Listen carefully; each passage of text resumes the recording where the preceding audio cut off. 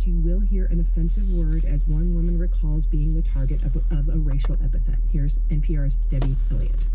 The downtown Montgomery bus terminal is just a few blocks from where Rosa Parks was arrested for refusing to give her seat to a white passenger. The waiting room is full of mostly African-American riders, among them Lily Mae Bradford, age 87. She's on her way home after an afternoon of errands, a large shopping bag at her feet. Bradford has been riding since she was a teenager. Yeah, still taking the bus. Love to ride it. I like to sit in the back of the bus. Not because I have to, because I've got that option now. She did not always have that option. A few years before the Montgomery bus boycott drew attention to segregated buses, Bradford was arrested for walking to the front of the bus to get a transfer from the white bus driver. At the time, he got up there and I asked him for a transfer. He told me, nigga, get back to the back of the bus. She refused and was taken away by a policeman at the next stop. 4 years later, when Rosa Parks was arrested in December of 1955, black riders boycotted for more than a year until a federal court ruled segregated buses were unconstitutional. Bradford is proud of the change that came, but says she would have expected more progress in 60 years. Some of the things look like it's going backwards. Comprehension of the buses. Frequent riders have long lobbied to improve Montgomery's bus service, which has been scaled back over the decades. The complaints today are that the city's bus fleet is in disrepair, the buses are cramped and overheated, and that they don't run frequently enough or to the right places. Callie Greer with the Montgomery Transportation Coalition is at the downtown bus terminal during the morning rush. She's frustrated to see a small bus pull up, clearly overloaded. Back then I saw but the first thing I saw was someone sitting on the stairs where you get on the bus at. And then I saw there was nowhere else to be. Once those passengers disembark, Greer climbs aboard. It's still crowded, but she finds a seat on the back row. Others are standing in the aisle. It was an awesome thing that Rosa Parks did, but I don't think she was celebrating this bus system. We got the right to sit and to the bus. Okay, now where's the bus? 15 fixed bus routes run about every hour to 90 minutes during the week, with reduced hours on Saturday and no service at all on Sunday. Greer says the bus boycott was as much about economic justice as it was civil rights. If you can't get to work, you're going to continually be poor.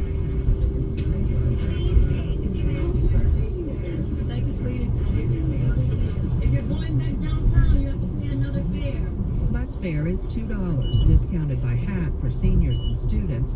The fare box brings in less than $1 million a year for a system with a budget of about $6 million.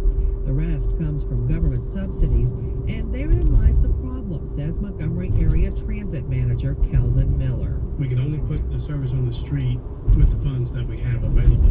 The system has struggled with deficits in recent years, particularly when gas prices spike. Miller says there's no money to expand. Right now, his main goal is to replace out-of-date equipment. A bus only has a limited useful life. It's only supposed to last so long. And the majority of the equipment that we have exceeded their useful life.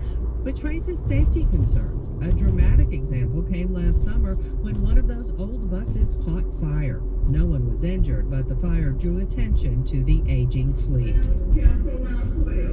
Other mid-sized American cities also struggle to keep buses running, but in Montgomery, the past informs the debate, says Jim Earnhardt, the retired community engagement editor at the Montgomery Advertiser. Given our history with the bus boycott, our bus system gets, I'm sure, much more scrutiny than a town this size would ordinarily get. Some argue Alabama's contentious civil rights history led to policy decisions that undermine public transportation. Stephen Stetson is with Alabama Arise, an advocacy group for low-income residents. A major part of the story of race in Alabama is geographic spatial segregation. That plays out in the housing arena, and I think it plays out in the public transportation arena, that white people are afraid of black people, and there's a fear of crime, there's a fear of poverty. It's part of the narrative. He says there are practical explanations as well. There's an expanding black middle class since the civil rights movement, and cities have sprawled. Most taxpayers drive cars and see little benefit in paying for a service they don't use. Alabama is one of only 5 states that don't spend any public funds on mass transit, so bus systems like Montgomery's run only with federal and local monies. In fact, there's a constitutional prohibition on using state oil and gas taxes for anything other than roads and bridges. And Stetson says there's little political will to change. In a place like Alabama, where the fiscal climate is really restrictive, it's deemed to be something that we just can't afford to pay for. Back at the downtown bus terminal, Rose McCall with the Montgomery Transportation Coalition says it's bad economic policy that the buses don't reach the best paying jobs in town, including an automaker and a grocery warehouse. To Hyundai, the Coca-Cola plant, and Winn-Dixie, which are major employers. But there's a 7-mile stretch where you can't get bus service to it, coming or going. She argues fare collections would improve if the buses went to the right places. The coalition is pressuring city leaders to expand, but it's a hard sell. Do you have to guarantee that every job in the city limits of Montgomery needs to be on a bus line? That's Montgomery Mayor Todd Strange. He says it's a challenge just to come up with the $3.2 million a year the city spends to keep the current system running. We would love to be able to expand our bus system, but it is a matter of the priorities and deciding whether you want to have 5 more firefighters or 10 more police officers or 2 more buses. So without additional resources, riders will continue to have to wait just a little longer for the next bus. Debbie Elliott, NPR News at the Moulton Street Bus Terminal in Montgomery, Alabama.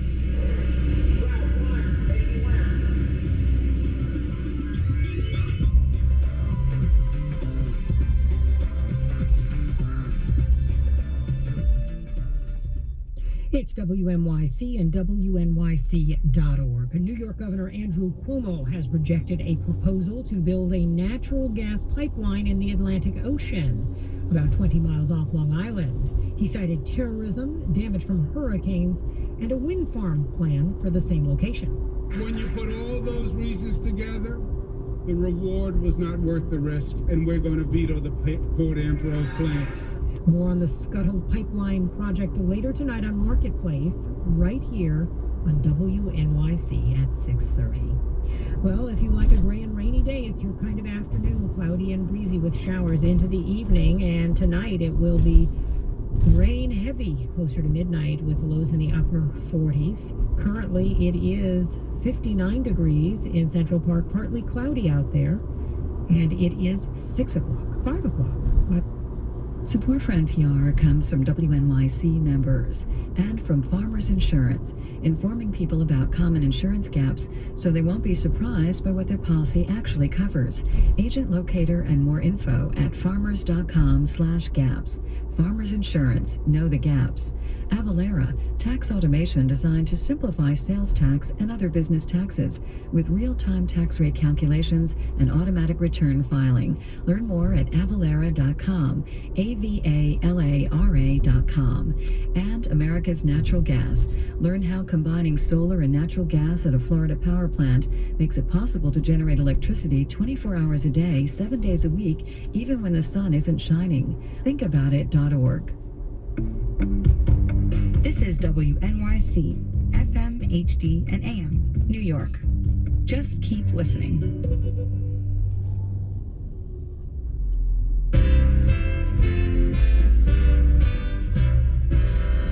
President Obama awards the Medal of Honor to the 10th living recipient for his conspicuous gallantry during service in Afghanistan. It's Thursday, November 12th. I'm Jamie Floyd. This is All Things Considered on WNYC. Ted Cruz says that when it comes to the GOP taking back the White House, pundits have a flawed premise. which is that the way Republicans win a general election is to run to the middle, to run as Democrat-like. Every time we do that, we lose. More on the Cruz brand of conservatism coming up. Plus, suicide bombers kill 37 people at least in the southern suburbs of Beirut today. And what will a federal smoking ban mean for the 400,000 residents of public housing in New York City? We'll find out after news headlines. From NPR News in Washington, I'm Jack Speer. Secretary of State John Kerry is heading back to Vienna for another round of talks on Syria, hoping to bring an end to what he calls 4.5 years of nonstop horror.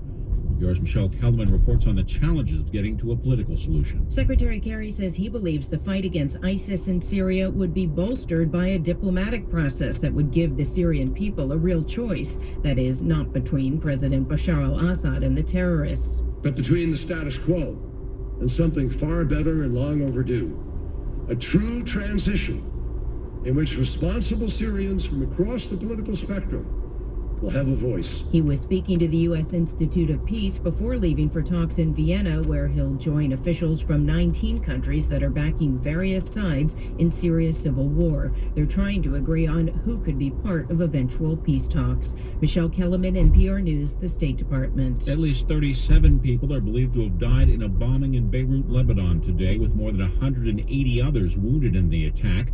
The twin suicide bombings in a crowded district in the city's southern suburbs are the first in more than a year to target a stronghold of the Shiite Muslim group Hezbollah. The group calling itself the Islamic State is taking credit for the attacks. Hezbollah has sent hundreds of fighters to support Syrian President Bashar al-Assad in that country's 4-year-old conflict. An Army captain who tackled a suicide bomber and saved the lives of nearly 24 comrades was presented with the nation's highest military honor today.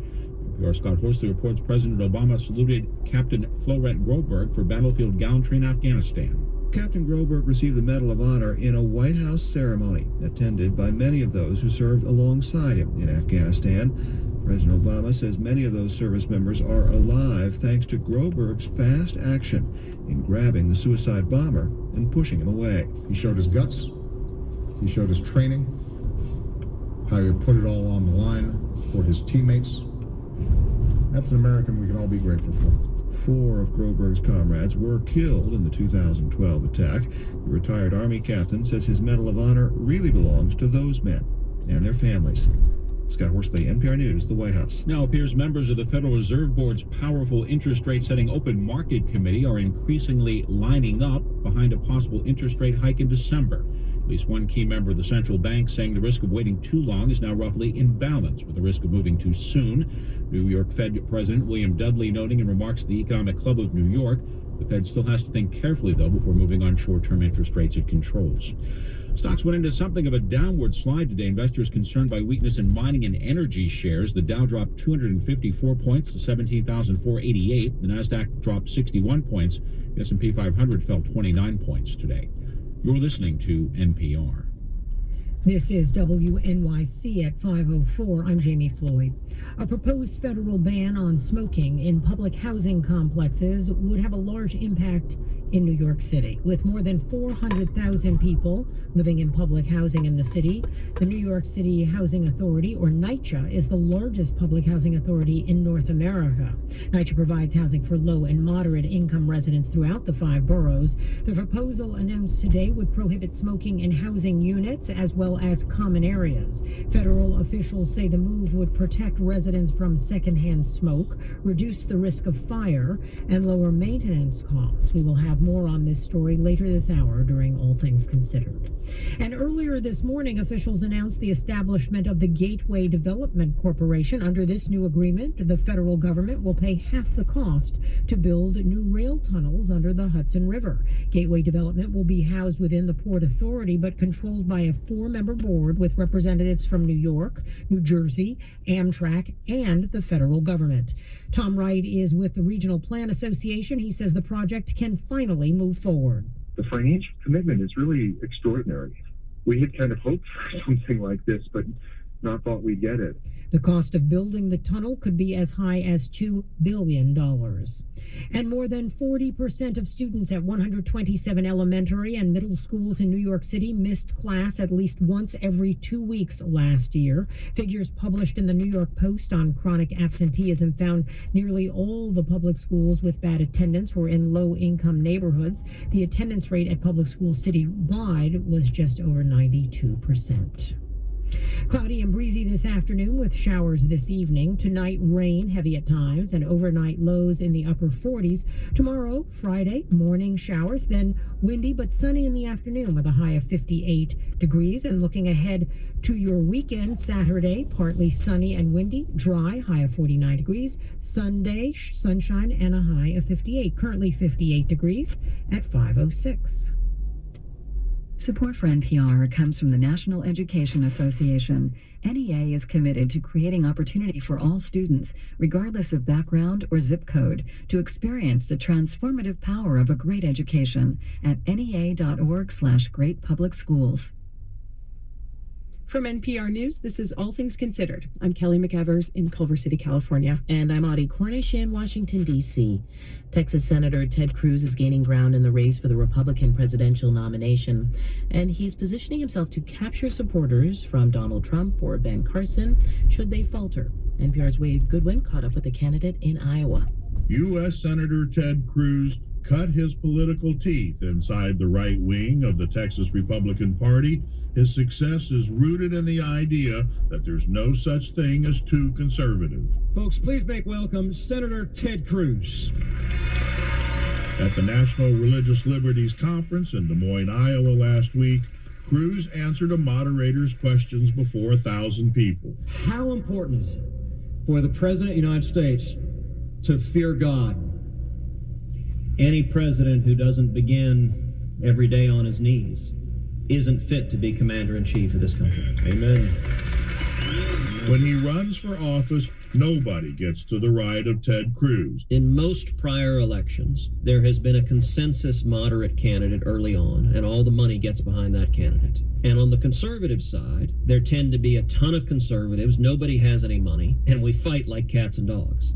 What's remarkable about this cycle is the entire situation is inverted. Instead of having to defend himself, Cruz is busy laying out his agenda.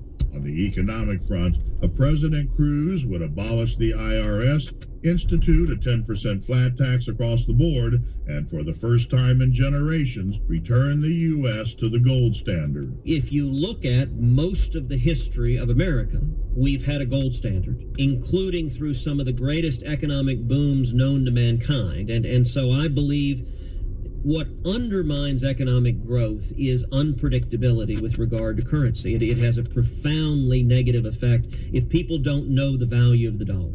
If elected, Cruz would order the FBI and the Department of Justice to investigate Planned Parenthood. He opposes any minimum wage increase, and he would deport the millions of undocumented immigrants in this country, all of them. If you start from the proposition that rule of law matters, it answers a whole lot of questions. You know, my view on immigration is simple. Legal, good. Illegal, bad. In foreign policy, Senator Cruz is a hawk with limitations. He's less a boots-on-the-ground man than a bomb-them-from-the-skies guy. He says he'll do whatever is necessary to keep Israel safe. When the next president enters the White House, the odds are significant that he or she will encounter an Iran on the verge of having nuclear weapons. And it may be that the only option at that point to preventing Iran from having nuclear weapons is military force. That should always be the last option. So what are the chances that Ted Cruz is the next Republican nominee for president? Because he's preferred the role of rogue agitator in defiance of his own party's leadership, in the past he'd have had no chance. But as if to demonstrate that we're not in Kansas anymore, Cruz's first radio spot emphasizes that the Texas senator is hated by the GOP establishment. The media, and even some of his own party, like Speaker John Boehner, attacked Ted Cruz, referring to him as a pain in the you-know-what, because of his bold actions fighting to keep the promises he made to me. That was the Ted Cruz I trust.